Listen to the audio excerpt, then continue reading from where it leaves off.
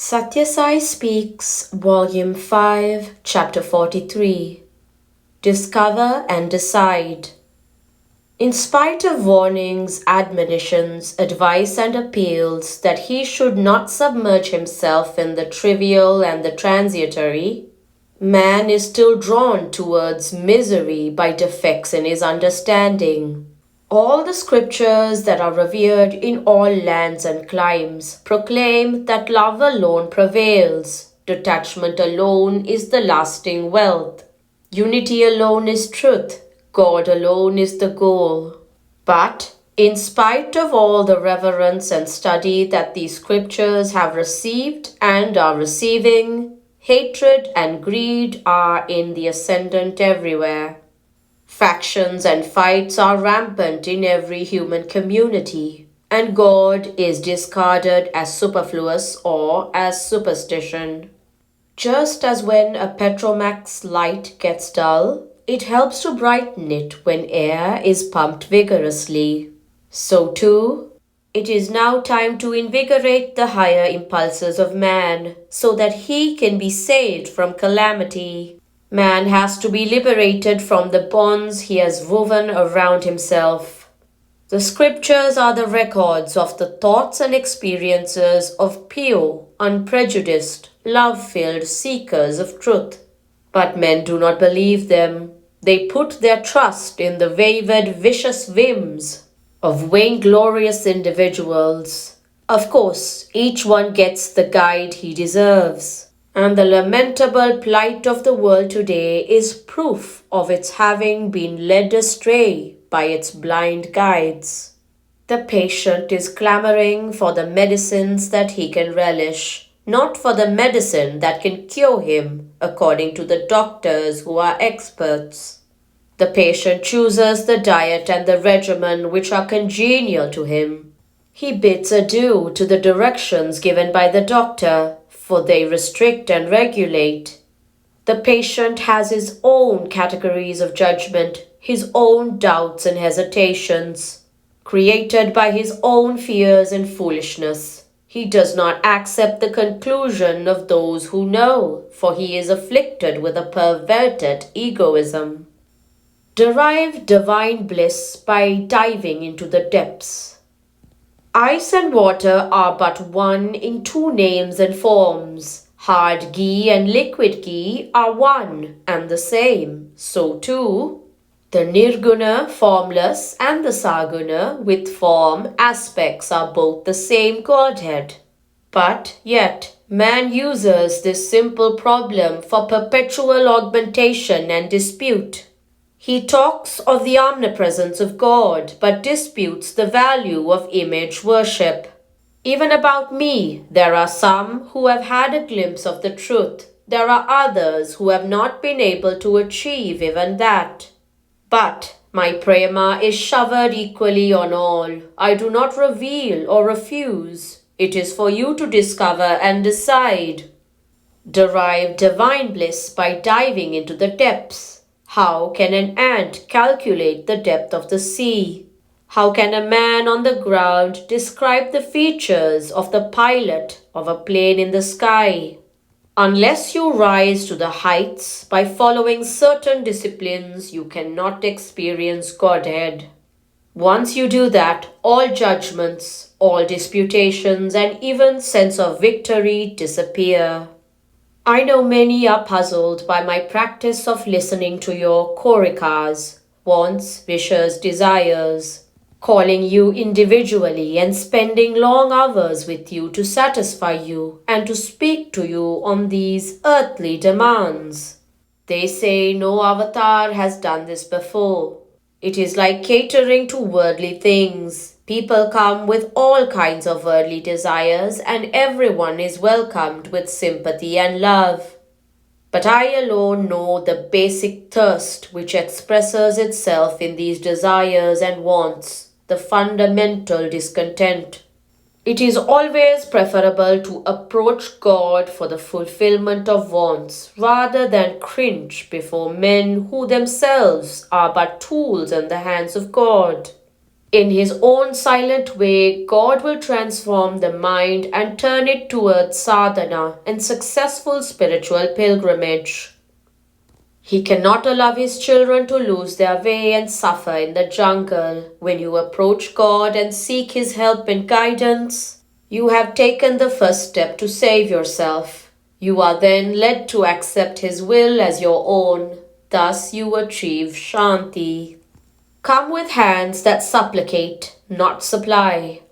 You know there is a rule here that you should come with empty hands, without even the traditional offerings of patram, pushpam, phalam, toyam.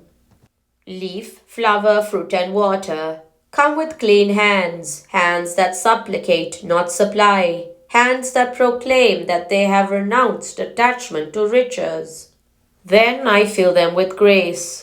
I must say that I expect certain things before giving you that grace. I demand and take Satya, Dharma, Shanti and Prema. I seek the gifts of truth, virtue, peace and love. I draw you to me and then reform and reshape you. I am a kind of smith who repairs broken, leaky, damaged hardware. I repair broken hearts and fragile minds, warped intellects, feeble resolutions, and fading faith.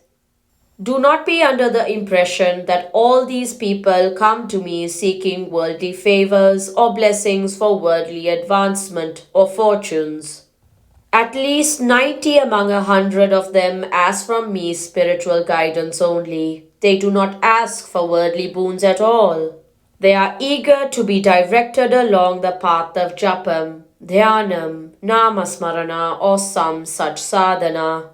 They are full of prema for the divine principle, and the divine is full of prema towards them. It is a question of prema responding to prema. Prema which is saturated with satya, as Vivekananda was saturated with viveka.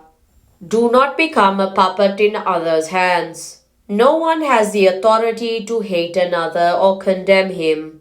You have the chance to love him and serve him, or to keep yourself free from him. That is all. If you are attracted when people praise you or repelled when they defame you, you become a puppet in their hands. I have been steadily fixed on this line since 26 years, and no amount of calumny or praise will swerve me from the path. I do not agree that torn clothes or shaven heads or vows of diet or silence mark out superior claims for spiritual leadership. People may carp at silken gowns or a crown of hair, but I know why I have come and I will not yield. Approach me with prema and I shall reciprocate with prema. That has been my nature even in the past ages. In the Dwapara age, there was a vainglorious individual who set up as a double with the same appurtenance and appearance as Krishna and challenged him with calumnies and scandals. But can a film star who plays the role ever become the original self?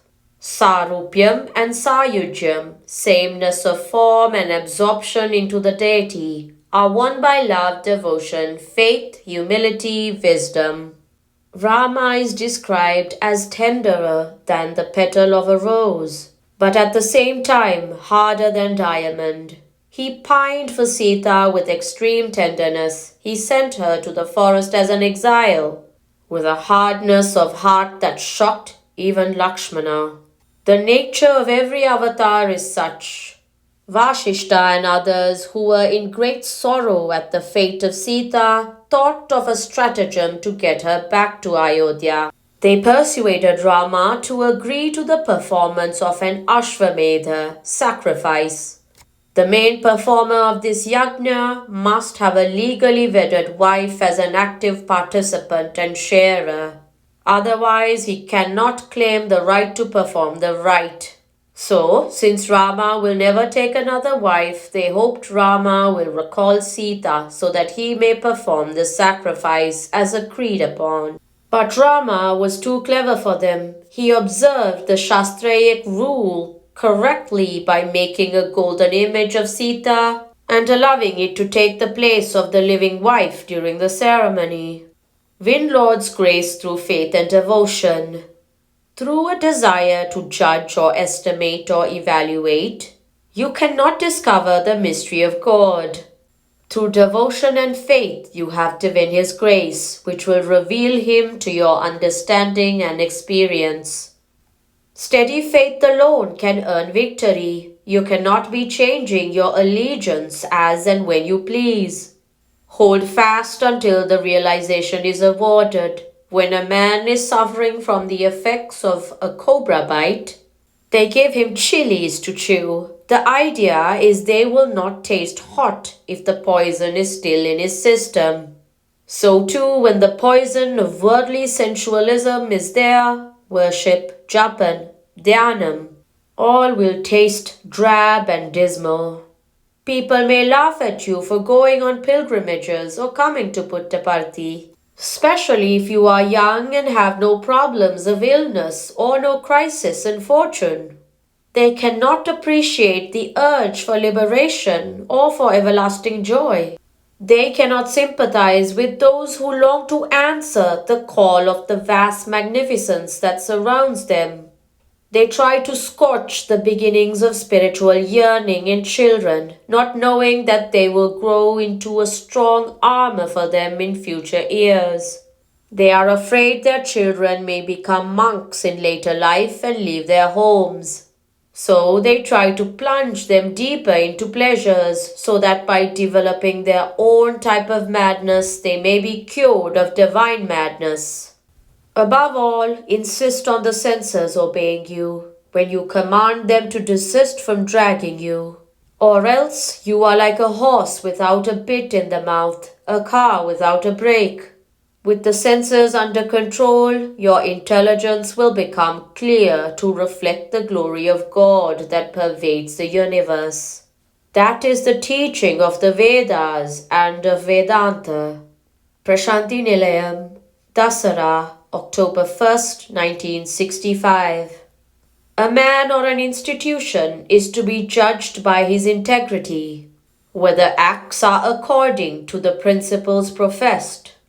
The mind, the body, the word, all three must work in unison. By such disciplined karma, the senses will be sublimated and prashanti won. Then, out of this prashanti will arise prakanti, or the great light. And from that will emerge param jyoti, the super splendor of illumination.